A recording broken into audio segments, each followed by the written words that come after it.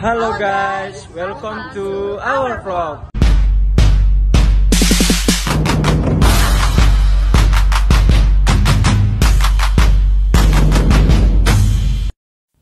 Museum Asembojo merupakan salah satu tempat yang cukup terkenal di Kota Bima.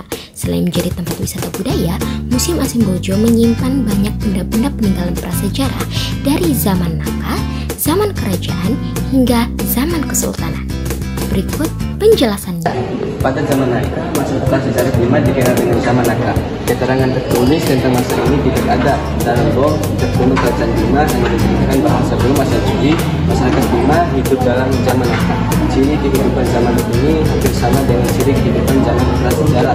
Pada umumnya yaitu nomaden, outdooring, belum mengenal tulisan, belum mengenal pertanian dan peternakan, dan menganut kepercayaan dari leluhur Makamba Mekindi, kepercayaan rasional dan humanisme. Lagu yang ingin ku nyanyikan. Pada zaman Judi, sekitar abad ke-8 Masehi, masyarakat Bima mulai berhubungan dengan para pedagang dari luar, sehingga ilmu pengetahuan, teknologi, perdagangan, dan perniagaan mulai berkembang, sehingga masyarakat Bima mulai membentuk sebuah wilayah atau kota. Nah, Judi, nama Judi diambil dari nama gunung dan lembah di kota Bima. Judi adalah pemimpin karismatik tradisional yang menguasai wilayah gunung dan lembah. Ada 5 Judi yang terkenal di kota Bima, yaitu Judi Darah, wilayah tengah pusat kota, Dorowuni, wilayah timur, Bolor, wilayah barat, dan Bangga Pupa, wilayah utara, dan Parewa, wilayah selatan.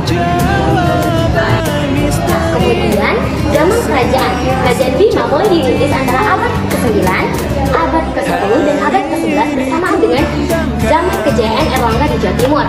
Nama Sang Bima sangat populer dalam sejarah Bima sebagai pendiri kerajaan Bima. Namun pada perkembangan selanjutnya, Indra Zamrud menjadi raja pertama. Kemudian pada abad ke-17 terjadi peralihan sistem pemerintahan dari zaman kerajaan menuju zaman kesultanan.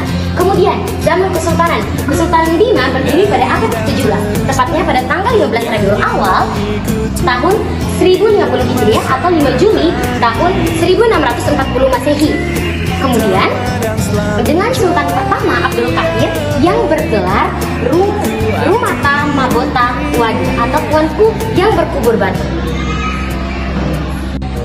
Nah guys, Kesultanan Bima sendiri memiliki lambang yang masih digunakan sampai sekarang sebagai lambang kota Bima. Itu Garuda berkepala 2. Nah, Garuda berkepala kiri melambangkan adat dan kebudayaan, sedangkan Garuda berkepala kanan itu melambangkan agama. Kemudian di ruangan bagian sini merupakan ruangan di mana disimpannya alat-alat persenjataan dan barang-barang yang digunakan atau perabotan-perabotan yang digunakan oleh para anggota kerajaan pada masa kerajaan. Nah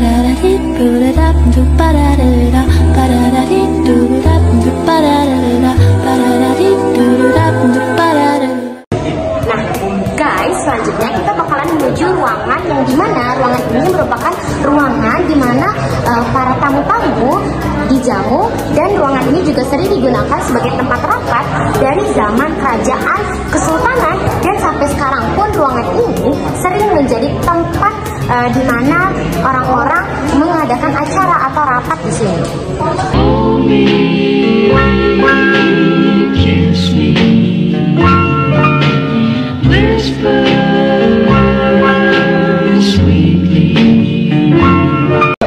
Nah, jadi di tempat ini merupakan bagian-bagian tempat penyimpanan alat penangkapan ikan, alat berburu, alat pertanian, dan alat peternakan.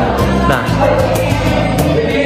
kemudian ini merupakan ruangan di mana disimpannya baju-baju adat serta uang pada zaman kerajaan. Jadi ini merupakan mata uang kerajaan Bima, dan ini merupakan pakaian sikilanta atau pakaian adat Bima juga. Ini merupakan pakaian prajurit Bima, dan ini merupakan pakaian adat lainnya. Seperti ini merupakan pakaian adat dari daerah Donggo. Juga ini merupakan pakaian adat yang digunakan ketika seorang ibu hamil yang ingin melahirkan.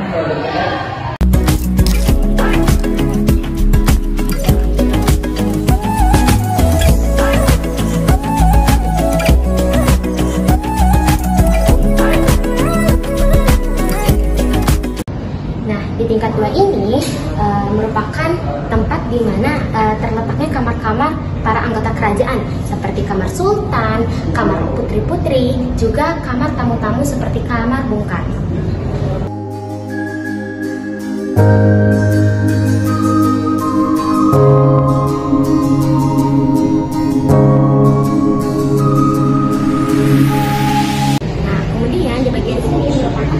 Contoh ketika baju bodo dikenakan dalam adat pernikahan.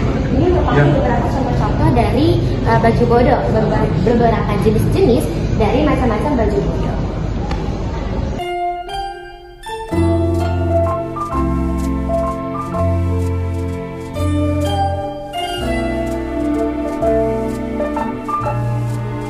Oke, ini adalah salah satu alat penelitian yang digunakan orang-orang pada zaman dahulu sampai masa sekarang untuk membuat kain tenun bima atau kain tenun